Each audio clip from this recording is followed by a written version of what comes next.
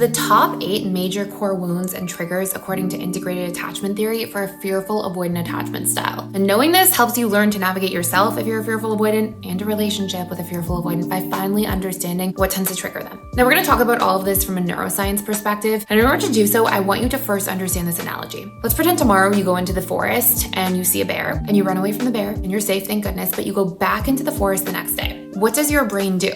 Well, your brain hears the trees move or them blow in the wind and you're like, where's the bear? You expect the bear to be coming and you protect yourself, you get scared. And that's because your brain is literally wired to hold onto threats, to subconsciously store them and to reproject the likelihood of that threat recurring back out onto your everyday world. And so as a result of this, you'll see yourself in situations where if you were in childhood and you felt betrayed, you felt abandoned, what do you do as an adult? You constantly project out the likelihood of betrayal or abandonment. That's your brain storing the threat and protecting itself. And that's great if you're being chased by a bear, but sometimes it's problematic and makes relationships way more difficult when these are things you went through as a child and now they've become your relationship baggage as an adult. So here are the major ones for fearful avoidance in this little mini masterclass we have here. Number 1, the fear of betrayal. One of the biggest wounds according to integrated attachment theory is literally the fear of being betrayed. It causes fearful avoidance to not trust the future, to not trust people. They often think thoughts like, how can I know that you're truly being loyal? How can I know that you won't betray me one day in the future?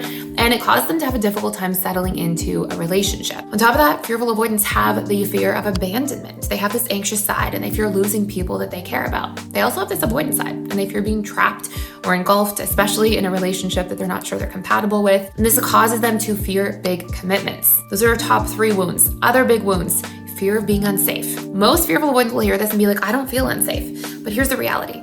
Fearful avoidants are almost constantly in a fight, flight, freeze, or fawn response because their nervous system is coming from a place of sympathetic, aka unsafety mode. Literally, sympathetic is fight, flight, freeze, and fawn mode. And you have to feel a degree of unsafety in order to be showing up that way. On top of that, fearful avoidants have wounds around feeling bad, unworthy, another huge one, and feeling like a bad person, where they feel like they have to explain themselves all the time and make sure nobody thinks that they're a bad person. And another huge wound that is quite important to recognize as well is the fear of being rejected or unloved. And so these will be major wounds we'll see with the fearful avoidant as a whole. If you want help on understanding this way more deeply, I have a full video you can watch the long form of by clicking down below.